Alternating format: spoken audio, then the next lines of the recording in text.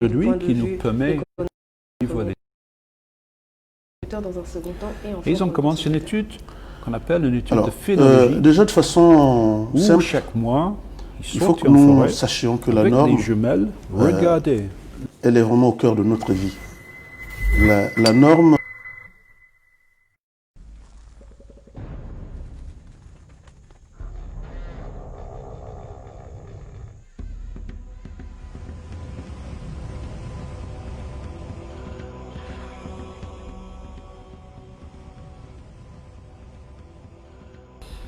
Il y a 40 ans, en 1980, le Centre international de recherche médicale de Franceville, le CIOMF, a commencé une collaboration scientifique avec l'Université de Stirling, en Écosse.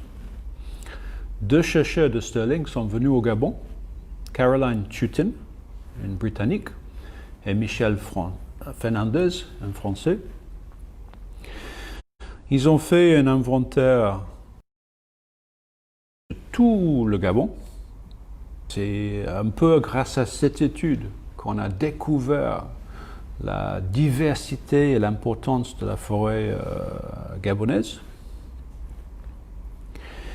Et après avoir fait leur recensement, ils ont établi un centre de recherche à la Lopé, la station d'études des gorilles et des chimpanzés, et ils ont lancé une étude sur l'écologie de nos relations, nos parents les plus proches dans la nature, les grands singes, au niveau de la Lopé.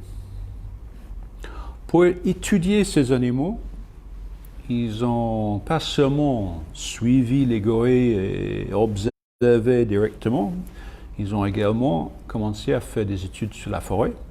Ils ont fait des placettes de recherche pour quantifier des espèces d'arbres, des placettes aujourd'hui qui nous permettent de suivre les stocks de carbone dans la forêt. Et ils ont commencé une étude qu'on appelle une étude de phénologie, où chaque mois, ils sortaient en forêt avec les jumelles, regardaient les arbres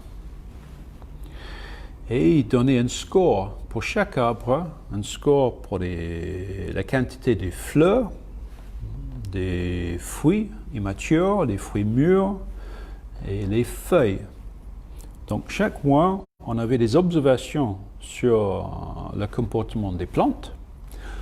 Ils prenaient également tous les jours des données sur le météo, donc la pluviométrie, la température. Et petit à petit, ils ont commencé à accumuler une base de données. Pendant 4-5 ans, c'était pour étudier les gorilles et les chimpanzés. Après, ils ont commencé à faire des études sur les éléphants, sur les singes et sur d'autres espèces. Ils ont continué à faire cette prise de données mensuelle sur la phénologie.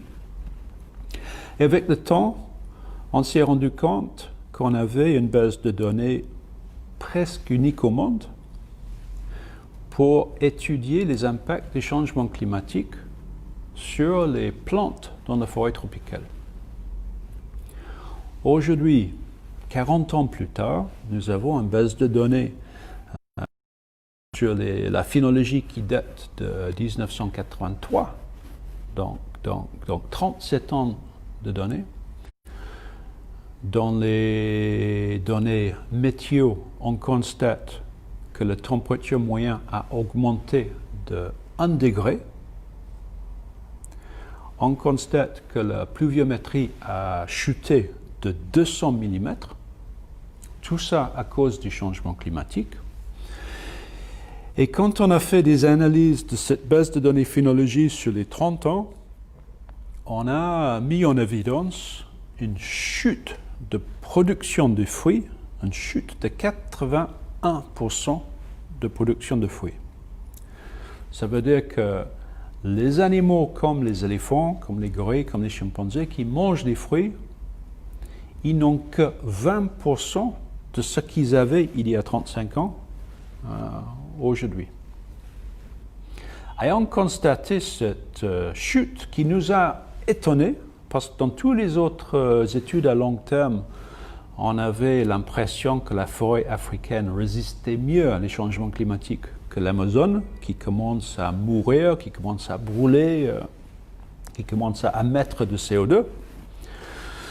Donc cette étude sur la phénologie, c'est la première étude qui met en évidence un impact des changements climatiques sur les arbres de notre forêt du bassin de Congo. On s'est demandé, est-ce que, à cause de cette chute de production de fruits, est-ce que les animaux aujourd'hui ont faim? Et on a pris une collection de 80 000 photos d'éléphants faites à la Lopé sur les 20 dernières années.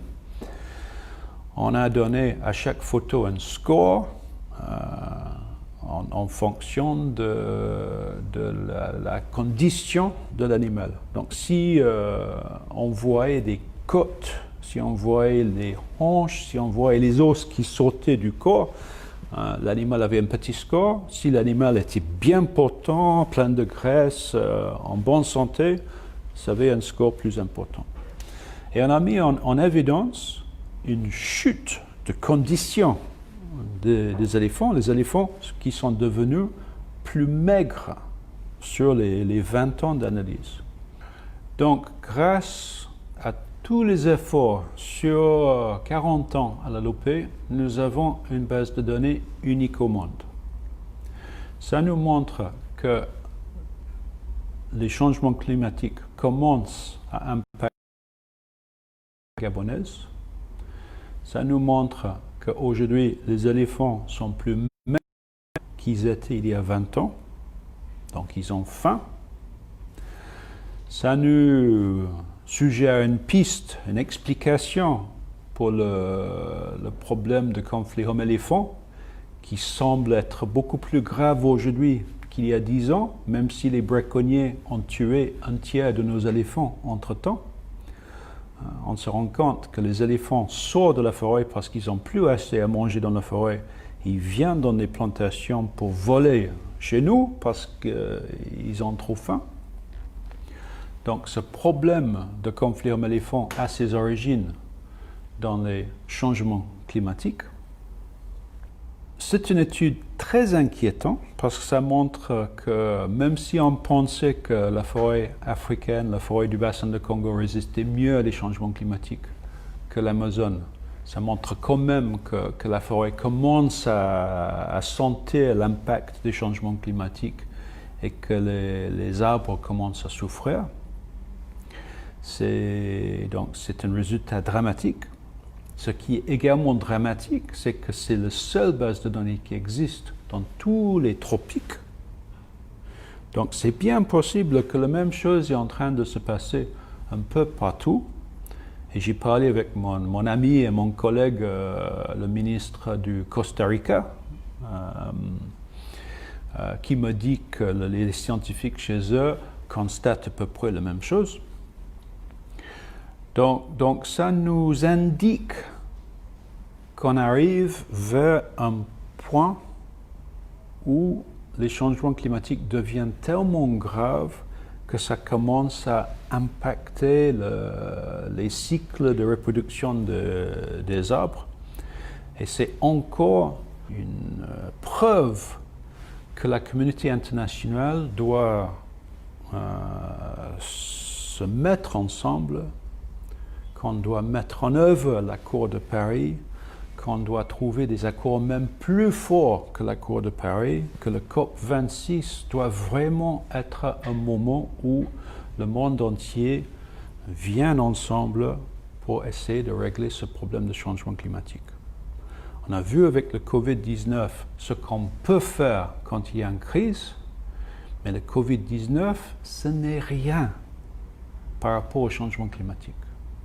C'est vrai que c'était une menace immédiate et que les changements climatiques, c'est sur 10, 20, 30 ans. Les changements climatiques vont avoir un impact beaucoup plus important si on ne trouve pas une solution. On aura des centaines de millions d'Africains qui vont devenir les réfugiés climatiques. Il y aura des millions de personnes qui vont mourir de changement climatique si on ne fait pas quelque chose.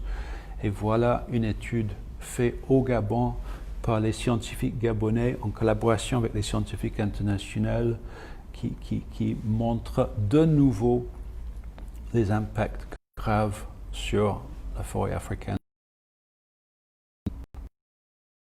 Est-il possible, à cause de financement de notre gouvernement, d'abord, le gouvernement gabonais a financé depuis 40 ans ces études.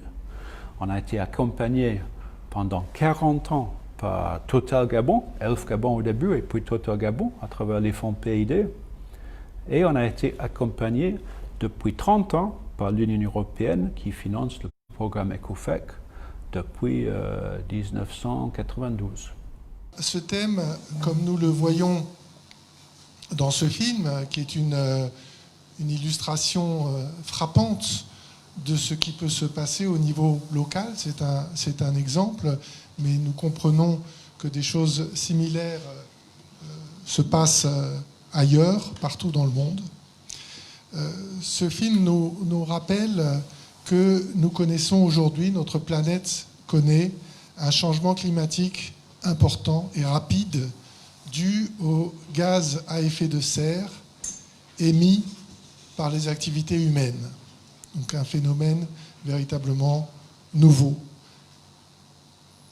Ces effets du changement climatique se font sentir sur tous les continents et devraient et risquent de s'intensifier de plus en plus, entraînant de graves conséquences dans tous les pays, tant pour les économies que pour les sociétés et pour la vie naturelle.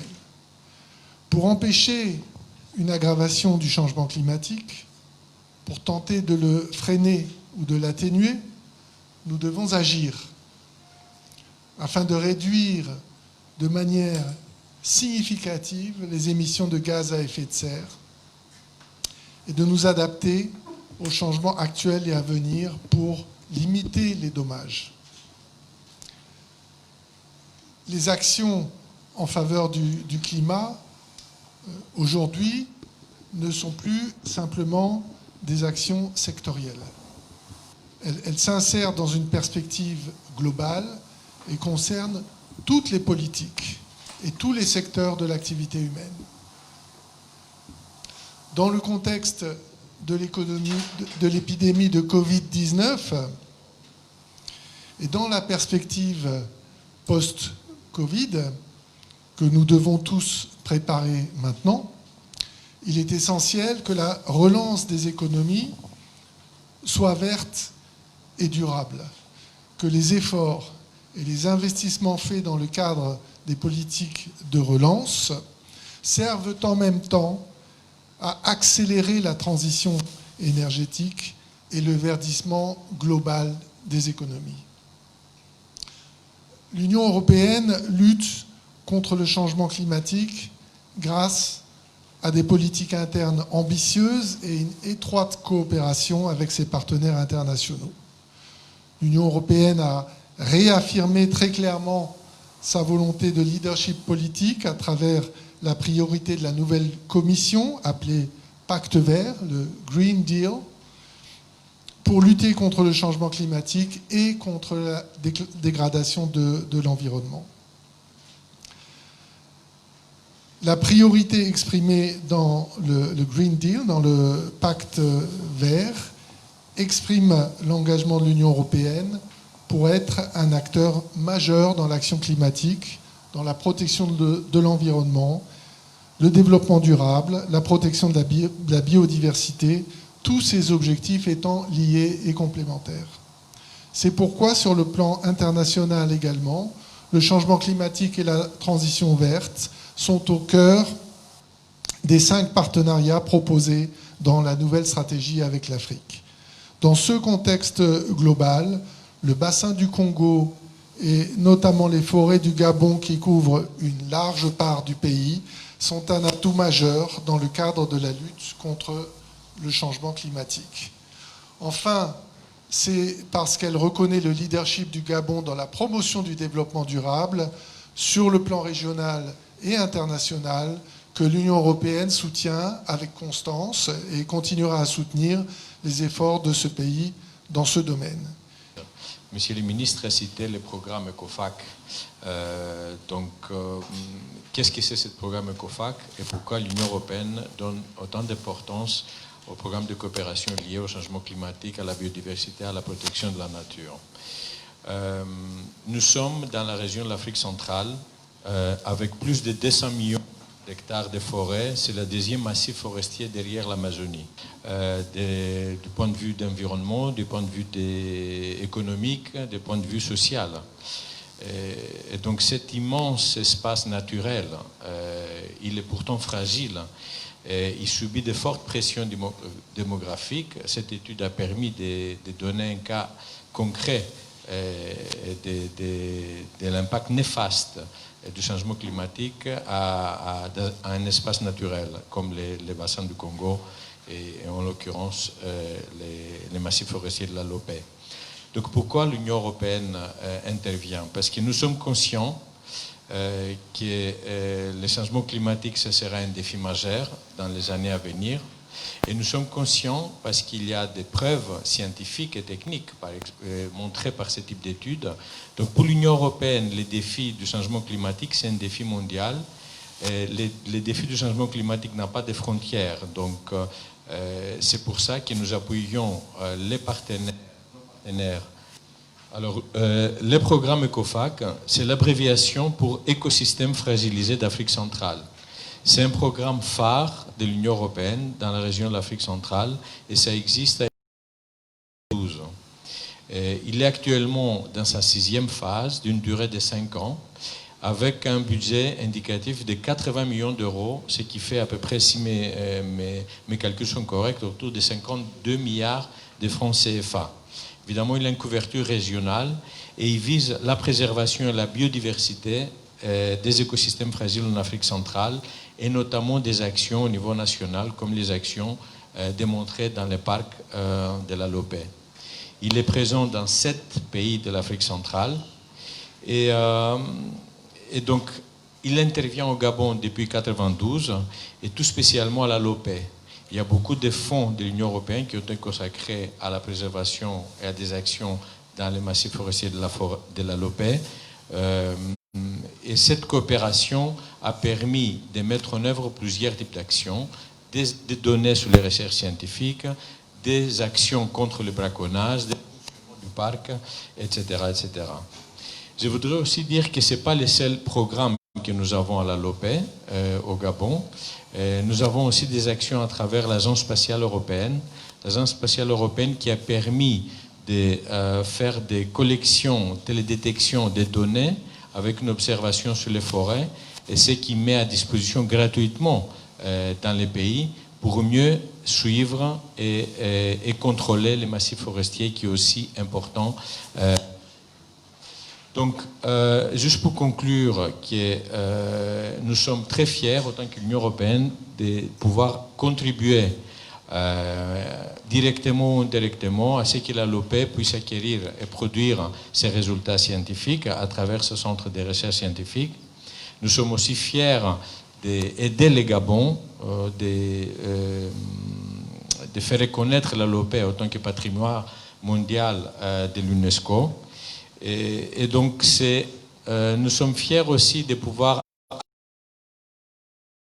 ce qui a permis à avoir une recherche scientifique et des données collectées, des données scientifiques d'aussi longue durée, qui est très rare pour un programme de coopération des bailleurs. Ce qui nous a permis évidemment d'avoir des produits et des résultats qui ont été présentés par les ministres tout à l'heure. En tant que ministre de la Forêt et de l'Environnement et des eaux, mais forêt et environnement, j'ai une double responsabilité. Je dois préserver l'environnement et je dois développer l'industrie forestière. Vous me connaissez bien, j'étais avant au parc national, donc j'ai passé ma vie à protéger les arbres. Aujourd'hui, on me charge de couper les arbres, mais de les couper d'une façon responsable et au même temps de préserver la forêt gabonaise. Si on perd la forêt du bassin du Congo, on va perdre la lutte contre les changements climatiques. C'est aussi simple que ça.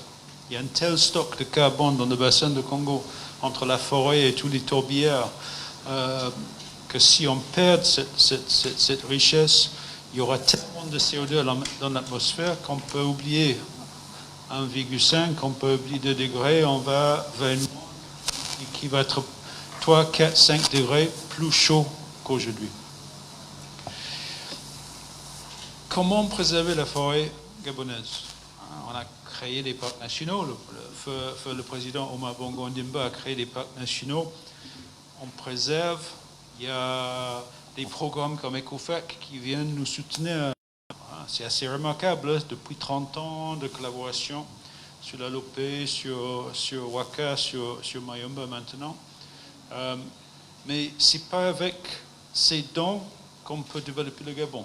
On peut peut-être préserver quelques bijoux de la nature, quelques parcs, des aires protégées, mais on doit également préserver tous les autres forêts qui ne sont pas dans les parcs. Et je suis convaincu personnellement que pour préserver cette forêt, il faut le rendre plus précieux, plus valable pour les populations. Pendant plus qu'un siècle, on coupait les arbres pour les exporter. Et on a fait des calculs économiques. Quand on exporte une bille de bois, on réalise à peu près 3% de la valeur dans la chaîne de valeur, dans les valeurs ajoutées. Donc pendant plus qu'un siècle, le Gabon bénéficiait de 3% du valeur du bois et on faisait cadeau au monde entier, en Europe, en Asie, aux États-Unis. On faisait cadeau de 97% de la valeur à travers les transformations vers le 2e, 3e degré. Aujourd'hui, on a une politique, bien sûr, dans la République a interdit l'exploitation des grumes en fin 2009, donc à partir du 1er janvier 2010. En 10 ans, ça nous a permis de multiplier par 3 le nombre d'emplois. On est parti de 8 000 emplois à 27 000. On a multiplié par 4 l'économie forestière. On est parti de 200 milliards à peu près à 800 milliards. Donc on a beaucoup fait, mais jusqu'à aujourd'hui, on exporte pour la plupart des planches. Première transformation. Et encore une fois, dans nos calculs, la première transformation représente à peu près 19% de la valeur du bois. Disons 20%. Donc, si on peut passer à la 2e et 3e transformation, on peut multiplier par 5 l'économie forestière et on peut multiplier par 5 ou 6 le nombre d'emplois. Et nous devons aujourd'hui répondre à 2 grands défis, encore une fois liés au changement climatique. À cause du changement climatique, il n'y a pas d'avenir pour le marché du pétrole. Comme le charbon, on voit partout dans le monde, les mines de charbon se ferment, sauf dans quelques pays un peu à l'écart. Ça va être la même chose pour le pétrole. On va passer à l'énergie renouvelable, on va passer aux voitures électriques, et même s'il y a encore du pétrole au Gabon dans 20-30 ans, il n'y aura pas de marché international. Donc, on doit remplacer le pétrole dans l'économie nationale. C'est le vrai après-pétrole. Parce que je suis au Gabon depuis plus que 30 ans, j'entends parler de l'après-pétrole depuis 30 ans, mais aujourd'hui, je vois l'après-pétrole, parce que ce n'est pas parce qu'il n'y a plus de pétrole au Gabon, c'est parce qu'on ne va pas avoir un marché. En même temps, la moitié de notre population a moins que 20 ans. Ça fait que sur les prochains 20 ans, il faut créer des emplois pour toutes ces personnes. Si on n'arrive pas à le faire, ça va créer une crise sociale.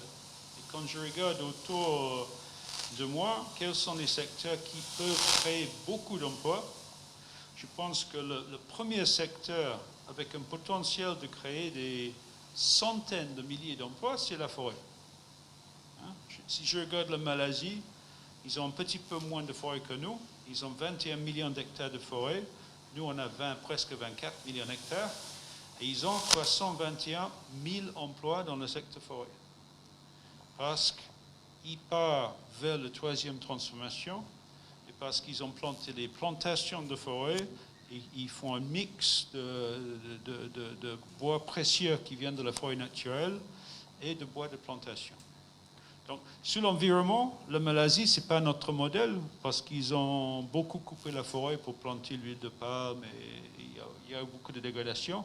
Mais sur l'industrie forestière, ça nous donne une piste comment développer.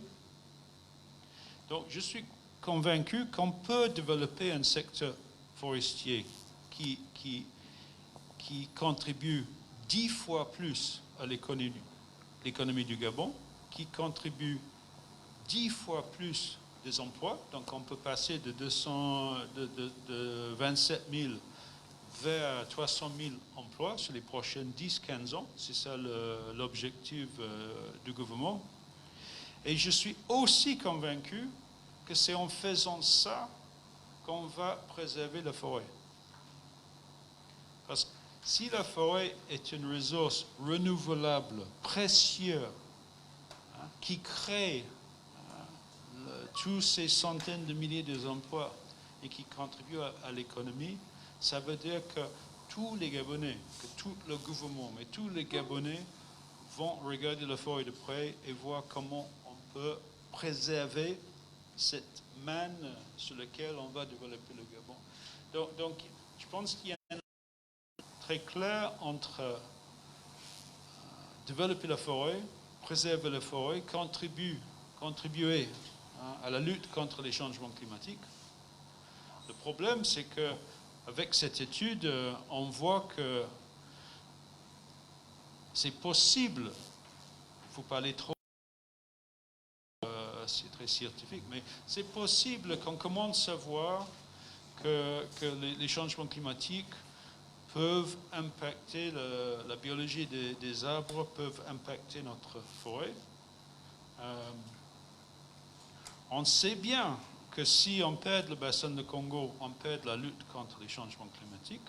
Et donc, si on commence à voir la forêt devenir un peu malade, il faut vraiment tirer la sonnette d'alarme.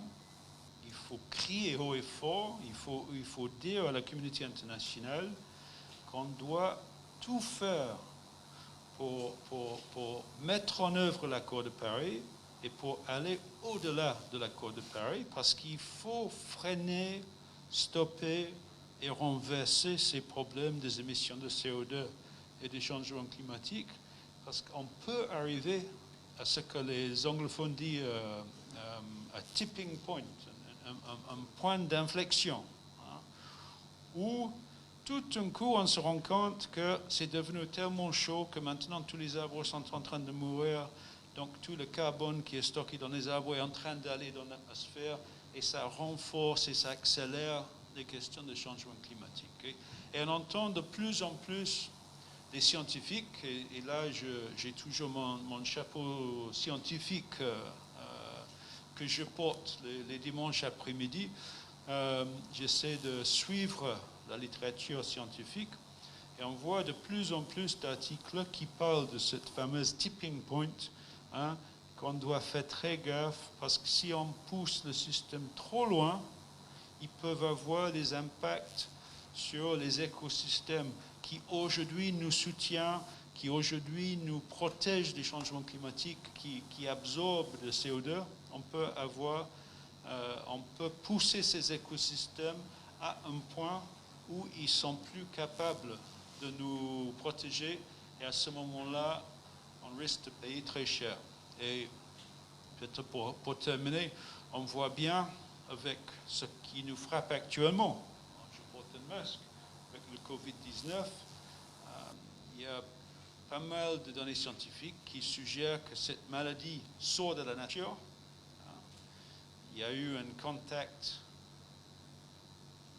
unnaturel, un contact entre un pangolin et une chauve-souris dans un marché de viande de brousse en Chine, qui a fait que deux virus se sont rencontrés, deux différents coronavirus se sont rencontrés pour créer le Covid-19.